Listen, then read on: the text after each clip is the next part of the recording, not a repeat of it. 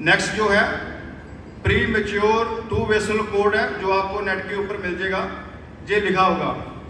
Starting जो diagnose है, wife का जो है वो बीपी लो रहता था और हाइपोथायराइडिज्म की प्रॉब्लम डायग्नोस हुई थी उस टाइम पे, और स्लीप इशू था और स्टूल जो था वो हार्ड आता था। और न्यूरोथेरेपी जब पेन पॉइंट चेक किए गए तो पैन, गाल और लीवर में हैवी पेन थी, सीवियर पेन थी। नेक्स्ट जो है इसके बारे में SDG के बारे में बताया गया है कि ये pre mature single umbilical artery या टू वेसल कॉर्ड क्या होता है। कहते हैं कि जब एक बच्चा गर्भ में होता, माँ के गर्भ में होता है, तो उसका पूरा जो पोषक या पोषण तत्व है, जहाँ न्यूट्रिशन है, वो अम्बेलिकल कॉर्ड के थ्रू ही मिलता है। वो आपको आगे फोटो दिखाता हूँ, ये देखिए। इसमें नॉर्मल जो कॉर्ड है उसमें 3 वेसल्स हैं और जो प्रॉब्लम है उसमें 2 वेसल्स हैं। ये 2 वेसल और 3 वेसल्स क्या होती हैं, थोड़ा सा इसके बारे में हम समझेंगे। सिंगल वेसल अम्बेलिकल कॉर्ड क्या होता है, कहते हैं जब बच्चा माँ की गर्भ में होता है तो उसका जो पोषण है या न्यूट्रिशन है वो अम्बेलिकल कॉर्ड के थ्रू ही प्लेसेंटा से आता है। मदर का जो प्लेसेंटा है उससे जो है बच्चे में जो डाइट है वो ब्लड के थ्रू इसी से पहुंचती है, और तो उसकी माँ से जो है वो अटैच होता है, जिसको प्लेसेंटा कहते हैं। अम्बेलिकल कॉर्ड में 3 वेसल, 2 आर्टरी और 1 वेन होती है। 3 वेसल, 2 आर्टरी और 1 वेन होती है। वेन का काम क्या होता है, प्लेसेंटा से साफ ब्लड, न्यूट्रिशन ब्लड बच्चे तक पहुंचाना होता है। और आर्टरीज का काम क्या है, जो जूस्ड ऑक्सीजनेटेड ब्लड है जो बच्चे में है वो वापस प्लेसेंटा में उससे भेजा जाता है ताकि वो दोबारा फिर बच्चे में जा सके साफ होकर। सिंगल अम्बेलिकल कॉर्ड आर्टरी जब होती है तो 2 आर्टरी की जगह पे 1 आर्टरी और 1 वेन दिखती है, जो आपको स्क्रीन पे देख रहे होंगे। और ये अल्ट्रासाउंड में पहली जो अल्ट्रासाउंड थी उसमें जो देखा गया था उसमें 2 वेसल्स ही दिखी थी, जबकि ये 3 होनी चाहिए। और अल्ट्रासाउंड में ये जो देखा गया है उसमें 3 वेसल की जगह पे 2 पाई गई थी। और इसके बारे में जब मैंने कमलेश दीदी से बात की तो जो डॉक्टर थे, हॉस्पिटल में डॉक्टर थे, उन्होंने मेरे को ये कहा था कि आप बच्चे को अबॉर्शन करवा दीजिए, कि ये बच्चा नहीं रह पाएगा। तो मेरे को न्यूरोथेरेपी में 18 साल करते हुए मैंने क्रॉनिक केस देखे थे। मैं इससे पहले एक छोटी सी बात कहूँगा, मेरा फर्स्ट बेबी जो है वो 14 साल का है। जब उसकी डिलीवरी हुई थी वो मोहल्ले के नर्सिंग होम में हुई थी, मैं उस टाइम पास था। तो बच्चे का जो गला था वो फंस गया था और निकल नहीं पा रहा था, पुश नहीं हो पा रहा था, बच्चे में दिक्कत आ रही थी।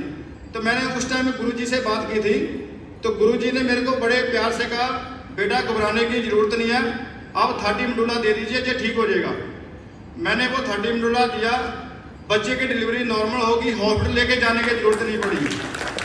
और वहाँ से मेरे को जो न्यूरोथेरेपी का विश्वास हुआ था, इसलिए मैंने ये बात कमलेश दीदी से बात की कि दीदी इसमें हमें क्या करना चाहिए, डॉक्टर ने मेरे को ये कहा है। और दीदी ने मेरे को कहा कि आप मेरे को रिपोर्ट्स भेजिए। मैंने दीदी को रिपोर्ट्स भेजी, दीदी ने मेरे को जो ट्रीटमेंट बताया गया है, और मैं खुद हैरान हूँ कि ये इससे ये हो सकता है। ये पेशेंट की मेडिकल रिपोर्ट है पहले की, जिसमें ये प्रॉब्लम पाई गई थी सोनोग्राफी में। नेक्स्ट जो है ये 3 महीने के बाद की रिपोर्ट है, जिसमें जो प्रॉब्लम थी। ये जो ट्रीटमेंट है आप देखिए, प्रेगनेंसी में मोस्टली ट्रीटमेंट हम नहीं देते, और न्यूरोथेरेपी में हमने mild normal into 6, point liver into 12 दिन में 3 बार ट्रीटमेंट मैंने दिया था। और मेरे को न्यूरोथेरेपी के ऊपर विश्वास था कि ये प्रॉब्लम ठीक हो जाएगी।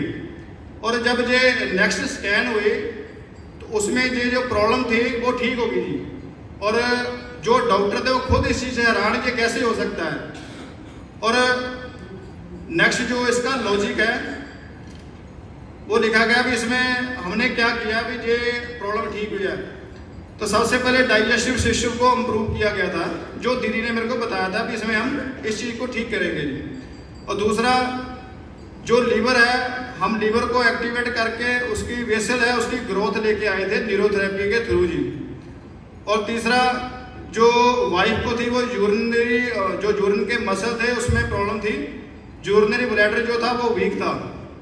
और फोर्थ यूरिनरी ब्लैडर होने के कारण बार बार यूरिन पास करने के कारण बॉडी में वीकनेस बहुत ज़्यादा हो रही थी।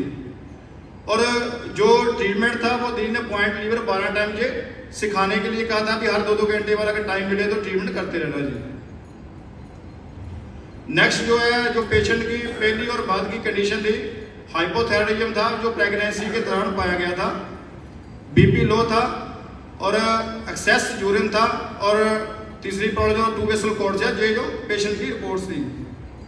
नेक्स्ट ये बेबी है जब हॉस्पिटल में फर्स्ट डे की है और ये आफ्टर 2 मंथ और 3 मंथ की जो रिपोर्ट्स है,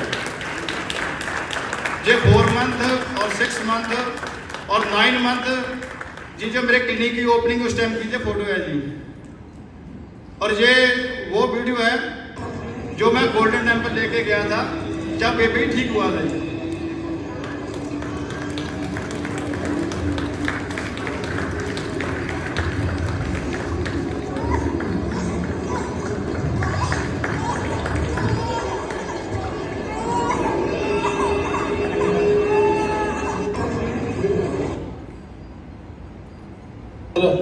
ये रिसेंटली 1 साल के बाद की वीडियो है, अभी 13 महीने का हो गया जी।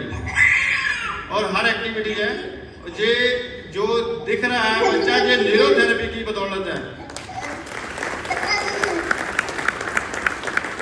और मेरा ये प्रॉमिस जो रहेगा कि ये जो बच्चा है ये न्यूरोथेरेपी को समर्पित किया जाएगा और न्यूरोथेरेपिस्ट बनाया जाएगा आने वाले समय में, चाहे उसका बाप रहे जाना है।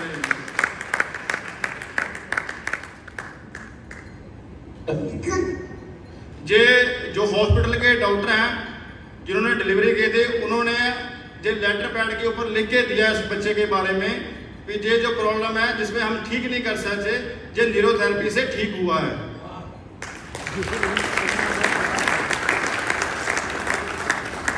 ये जो रिपोर्ट्स है ये बहुत बड़े हॉस्पिटल की है लुधियाना में, डॉक्टर हांडा हॉस्पिटल पिछले 40 साल से जो प्रैक्टिस कर रहे हैं। और सबसे बड़ी बात इन्होंने बच्चे के ठीक होने के बाद जब डिस्चार्ज किया गया तो इसके कोई चार्जेस नहीं लिए, उन्होंने फ्री ऑफ कॉस्ट डिलीवरी की थी उन्होंने। ये हमारा पहला केस है जो न्यूरोथेरेपी में।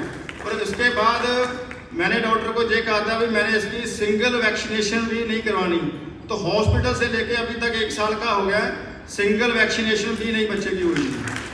और न्यूरोथेरेपी ने ये कहा था कि वैक्सीनेशन की जरूरत नहीं है, आप बॉडी की जो इम्यूनिटी है उसको ट्रीटमेंट दे के ही बॉडी की इम्यूनिटी बढ़ा सकते हो, आपको बाहर से इम्यूनिटी के लिए जरूरत नहीं है जी। ये न्यूरोथेरेपी का जो सेंटर है। थैंक यू, धन्यवाद।